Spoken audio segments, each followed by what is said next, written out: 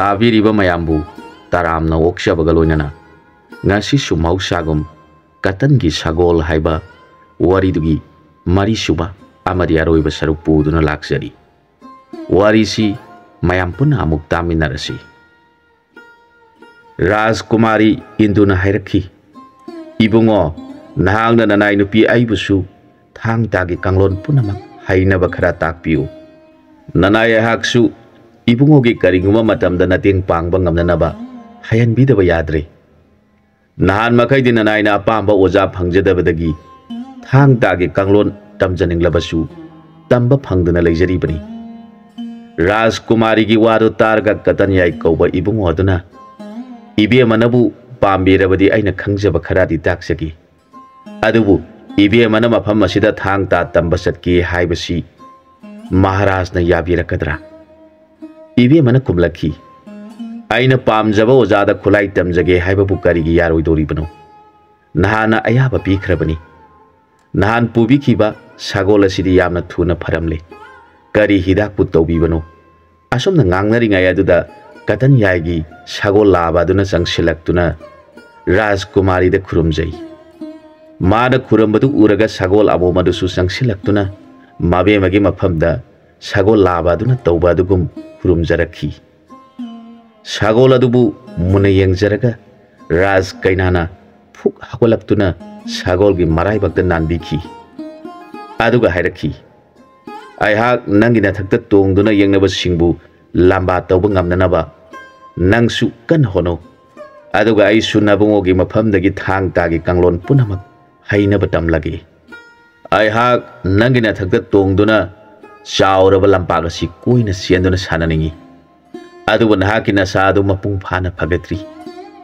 wadu tabada sagol aduna mabe mabu tongbiro haibagi maungda lei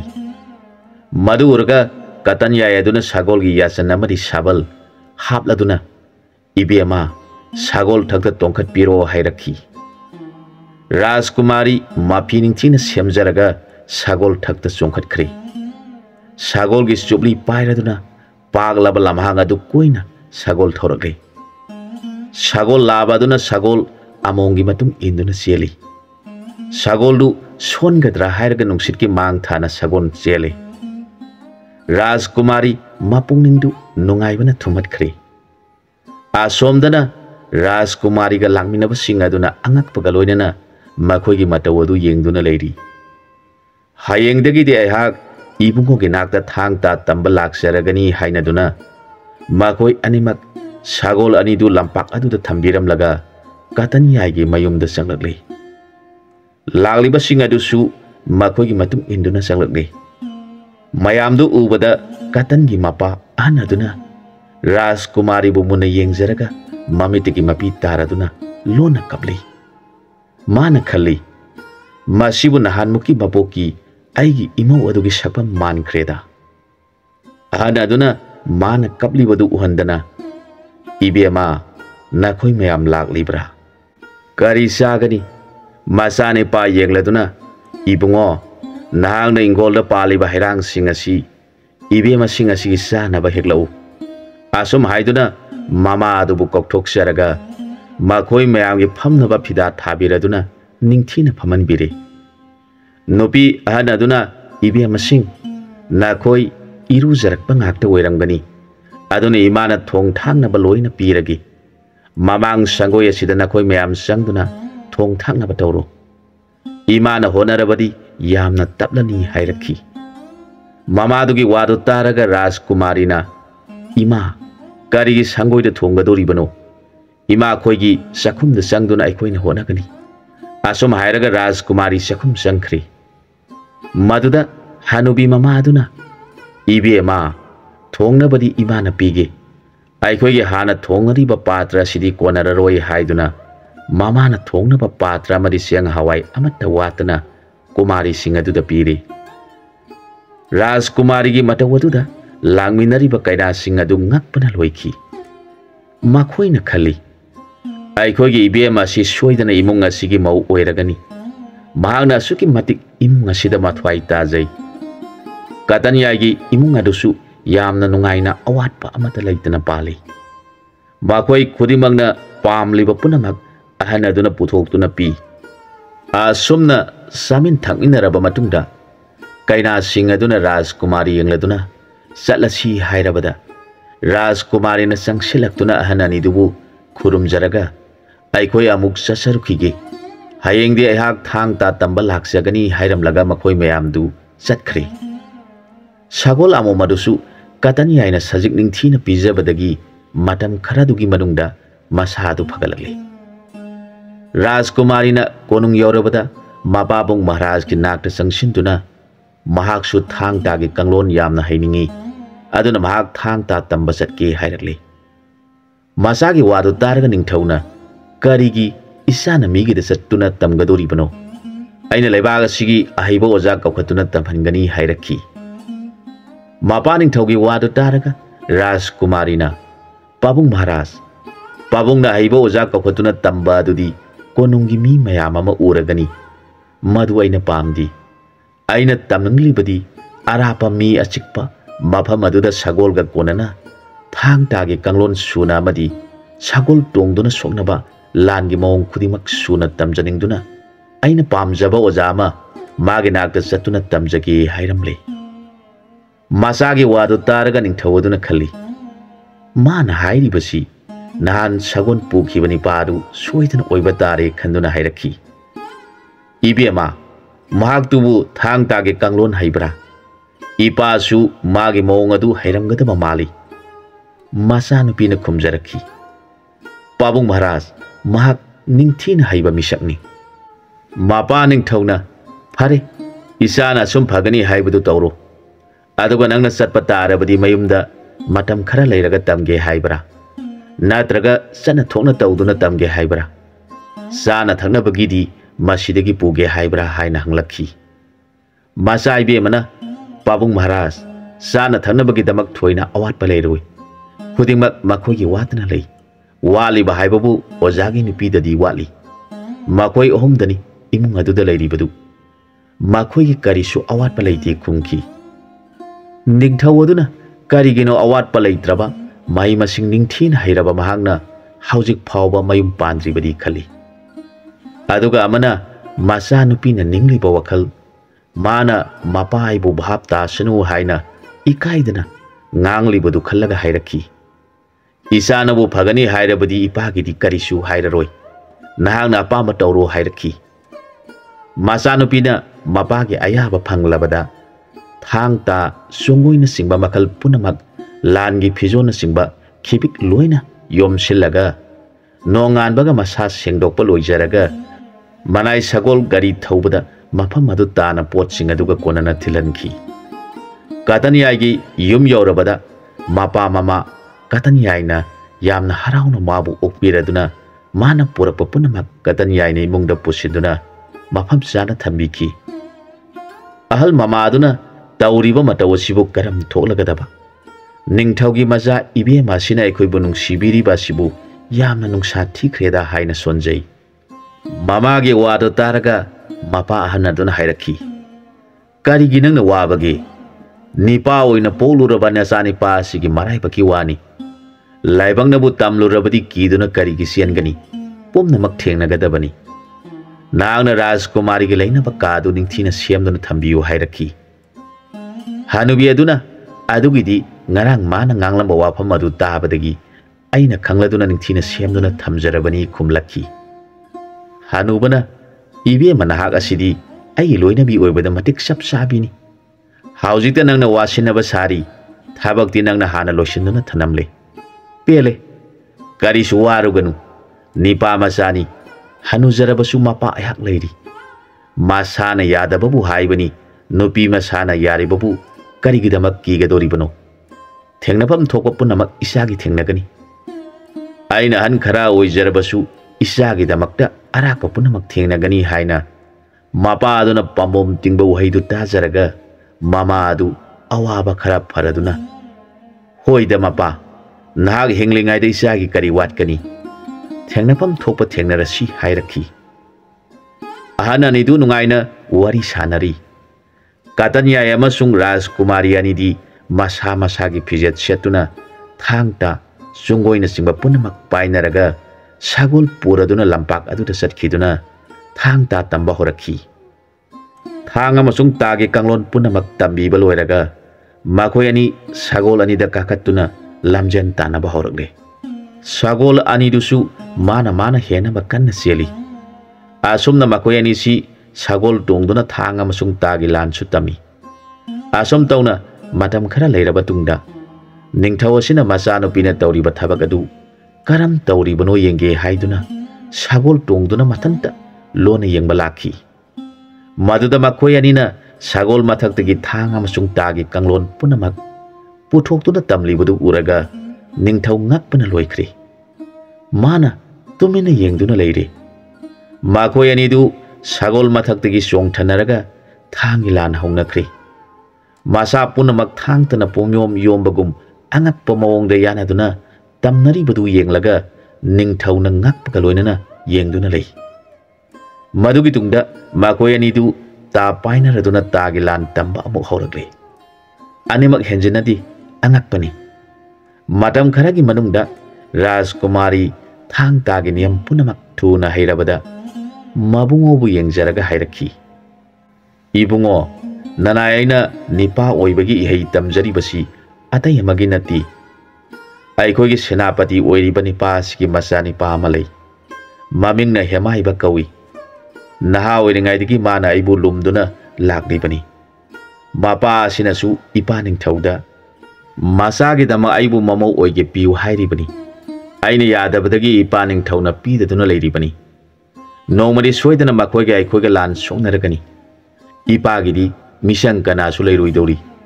senapati asigi makada lanmi punamaksu leikhibana maram asidagi aina ibungogi nafamdagi thang tagi mahisi tamjaribani maduda katan yaina ibema ining thogi makada leiba leibaki senapati mahakpu mafam kok lawtholaga loiredana Rajkumari na mukhumjarakhi ipaning thauna ahal oisilakpa sida misang su thoina leitabaga nungaitana leijaribani adu oirabadi ibema asuna tawrasi senapati adugi ngamthangda leiba lanmi lusingba adu boining thauna kana yaudana wata nagadabani maga sanaba haibada yagadaba lanmi punamak senapatina konungda lan husi hairakpada nakoi punamak magi matung inganu aigi itung induna maharaj ki misangda lepsi hayangadawani katanya ge wado taraga Rajkumari na sumi haina khanduna ngasi mak ehak satuna pabung maharaj ta hangasarurage hairamlaga Rajkumari magi sagol amo madu tongduna konungda satkhri magna mapabunga wari punamak sanarabada ningthawaduna nahan makai khanba thoktraba wafamdu masanopina haudolakpa aduda chumi bema isana ngasi haudoliba wafam asi pana thuna tanadaba yadri magi mawong asi kuithaba yadri aina hanthaduna leibagi phabani magidi lansi hauning tawduna leirabani adu ipana mana haiba khudingda maning tawhanduna leibadagi lan hauba ngamdaduna leiribani ipana su ahan oirakpaga mantri asisu ahan oiraktuna mathau tawjaba ngamdre ngasi isana haudoliba wafam asi taraga ipagi yan lakle mantri ahan asiga su tanaraga leiriba mayam asigi manungda mantri amaga haplagi aikhoige mi khara sengwattaba yadre hairaga ningthauna senapati gi ngamthang oiba lanmi lusingbadu kakhol aduna wari punamak sanare maduda lanmi lusingbadu aduna hairakhi laining thau ibungona takpiri badu yamna sumle mahana ining thau gina phamda lan hauning libasi khongpham anirak surabani mahangna pamlibadi ining thau gi konunga si lauduna ning thau oiba pamlibani mahangna khaliba punamak aingonda haudokpa ngamdaduna leiribani mahangna tongana lanmi tengol khara su sengwatuna thamlibani aina ithak thongbo oibana mahangna tawribadu thigatkadabusu ining thaugi ayaba yawbra khanjaduna leijaribani nanai hak ining thauna khangbiramduna takpirakpada yamna nungaijari adubu mahangna senapati oibana mahangna khankhiba lanmi sing asidi magi mi loina oigadawri aina lanmi makok oijarabasu magi yathang indaba yadabanina mana maning makha tawribani ayhak bhab tajare magi tengol asi tangkhai amadi magi oikragani tangkhai amadi aikhoi gi oigani ining thogi damakta nana aikhoi leijari thawaina pontha oiduna maga mayungna jagani hairakhi asumna lanmi gi lusingba siga ningthauga lona wa tanaraba matung numit nini lairaga senapati asina lanmi lusingba sida hairakhi nangna lanmi punamaksi khomjenduna haigadabani aikhoi punamangna ningthaugi mathakta lan hauduna ningthau asi phaduna magi konung lausilaga anauba mathauna laiba kanba senapati ta ningthau hablasi haina khanganduna ningthaugi mathakta lan haurasi masano pibu aigi isani pada piu magi konung ngakpige hairabasu mane yadi aduna aina hairiba simak nangna taugadabani hairakhi lanmi lusingba aduna mana hairibadu hoi mai kari amata haidana tumina lai senapati aduna mana hairibadu yarabani makha tabani khanduna nungaina satki lanmi lusingba aduna khudakta senapati na hapkhiba lanmi sing aduna taba punamakta nakoi punamangna aikhoi bu yokpi thakpi ri baining thawasi kidamak thawai thadok labasu singnaba lairoidabani aikhoi na ngasi hinglibasi ining thaw amasung leibak asigini ining thawgi mangnaba tawrapa punamak aikhoi na thengnafam thui adunabu aikhoi magi lanmi oiduna magi maral sadun hinglibani lanmi tengol tangkhai amadi lanmi lusingba sigi tung ili aduga senapati aduna hapkhiba lanmi sing adudi manasu khangandi asomna ngangnari ngai serekta senapati adu laktuna lanmi gi lusingbada hairakhi haujimak nahangna lanmi sing asida lan tanabagi yathang piu lusingbaduna hana senapati gi mabuk khanglabanina magi lanmi kharak konung ngangnabagi damak thaduna thamki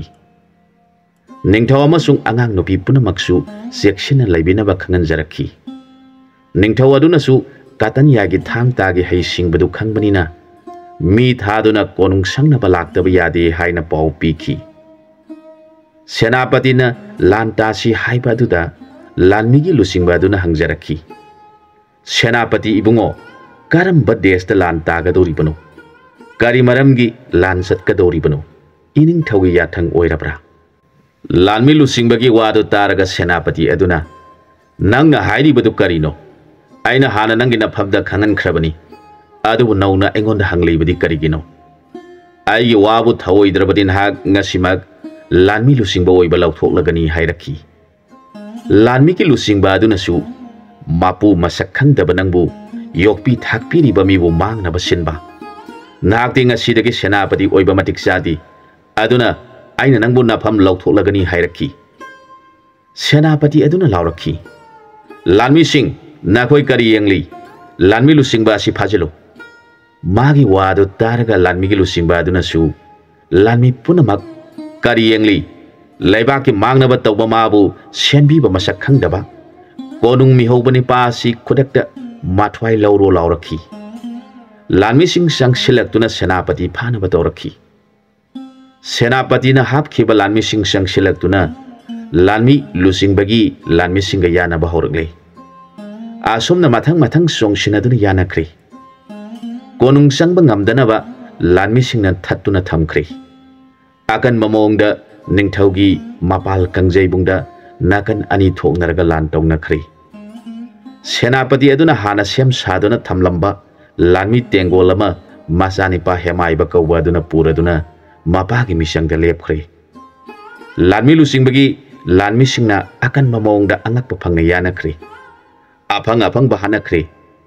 matamaduda katan yaya madi rajkumari anina langi pijol set charaduna makhwangda thang sungo yanduna makuta ta pairaga makokta phi masamana ningthina pulaga magi sagol brahmanina onba rani kauba sagol gi mathakta tungduna langi damak laiba mawong adudi kariga praman tawgani hainingai leitana phajabini Panthoibi kaubi ibe mana phattaba punamakpu manghalage khanduna pamba kairengi mathakta tongduna makutta khulai paiduna leibagom ningthijai aduga katanyai kauba ibungo mahangna magi sagol basu kauba manauna langolakpa sagol raja kaubagi mathakta langi phijat laitengduna makhwangda thang sungo yanduna makutta timenta pairaga mapa mama ani bu khurum jaram laga lan gi jatra torupagi ningthi jaba adusu nongpong ningthau koba lai aduna magi sagol angau batung duna sangsar da lairiba phataba punamakpu loisilagi haibagi mawongni makoi ani na lan pham yaurabada lanmi lusingba adu mathong na laikhalagle magna katanyai bu langi senapati hapkhre katanyai amasung idu kobi ibe mana lusingduna senapati gi yam khraba khomi lanmi punamak hatpa horokle madu ubada senapati gi masa hemai bana sagol tongduna lanmi sigaloinana lan thorakle mabu hegu ubada basuk kobaduna onkhiba katanyai na tongliba sagol rajana nahanmuki mapokta mangonda mayagi hugi hai piduna magi imung manung pomba hatkiba nipadamak oina uduna mabu hatke haina ningkhre aduga rajkumari aduna su nahangna yetpo oiduna ipa ningthogi mafamda lan hauri bani khanduna nangtabu hatke khankhre asumna lan asi angakpa akanba oikhre senapati gi lanmi singna ningthogi lanmi singasu amana amabu hanaba kanna honari mantri gi macha hemai bana katanyai ga tagi lan haukhre katanyai di sagol thakda tongduna sokna balanda mapalaiti aduna hemai ba khangba ngamdaduna malem thakta kumtharaga makutta ta paiduna leikhre madamaduda katanyai na khali ma papi asi laimai thakta kumthakre mana laimai da leirabanina isu sagol lagi kumtharage khanduna laimai da kumtharaga tagi lan hongakre katanyai gi mangda kuina khang ngamdre ma kirakle sagol aduna mana tonglaba sagol gi nakta sangsinduna makong khudung aduna magi sagol la kaurure sagol ani dusu makong kaunakre matamasida hemai bana paiba ta makute ki takre katanyai na masam paiduna tana thinaba torokpa matamaduda indu kobi ibe mana mabungoda haijarakhi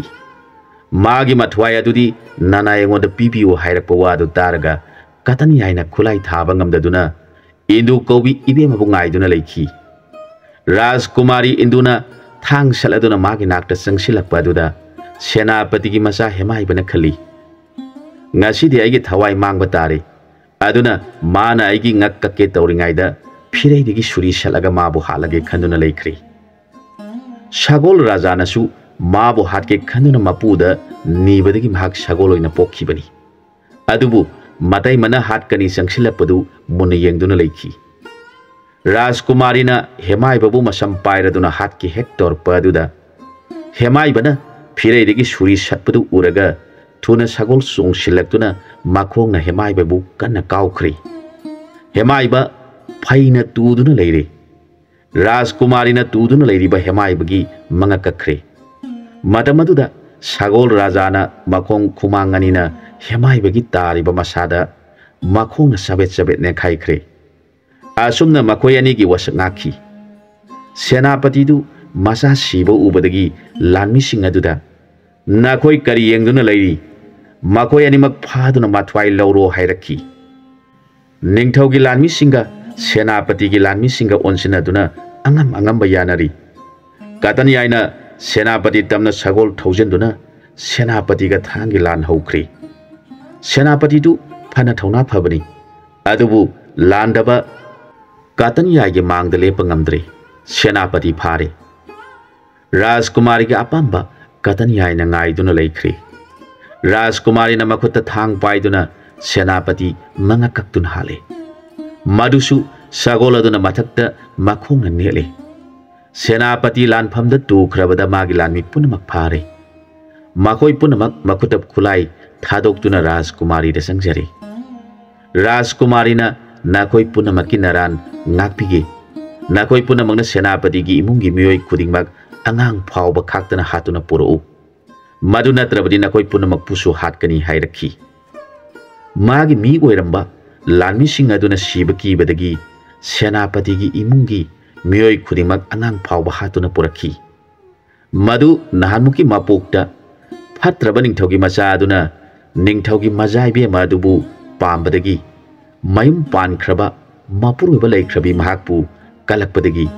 mayagi hugi hayadu manauni paba sukkoba aduga marup sasinaduna hayadu ahau bahini haijinduna piraga basu ko mana oduna mayagi haini khangdebana mama saklabi matai madapiduna matai mana hayadubu makogi imungi miyoi khudingmakta khara khara thungduna saminaduna imungdugi miyoi khudimak hat khibagi laman hanaki mapok asida singlibani haujik la loirabada punamak konungda sanglabada ningthau sin hairakhi ibungo lanmi ki makok nahangna senapati ki pham oijaro aduga isu ahan oirabana ningthau oiba si matik jadri ngasigi lanjing puren oiriba katan yai kobani pa sidaigi sai bema indu kobi asi ngasimak pirabani aduna ibungo asina ningthau oiduna isa nupi asina maharani oiduna laibaga si palasunu aduga ibungo asibu pokpiba ahanani aduna ningthau pokpi oina konungda aikoi puna laiminazaragi amana aikoi gi mantri ahana asisu ahan oirakpana laibake woyen thauda ngamdre magsu masabu magi phamasi sinazarasunu mahakpusu konungda nungaina wari sanazaraga nungaina laiminazaragi asum haina ningthauna laukthokduna mayam punamak fatraba senapati adu sikhibada nungairaduna leikhi katanyage sagolani dusu makogi sanafam lampag adu thadokduna ningthau konungda nungaina laiminakhi matanga swaida wari silosinjare anungbo wari amada mayamga puna amuk thengna minarasi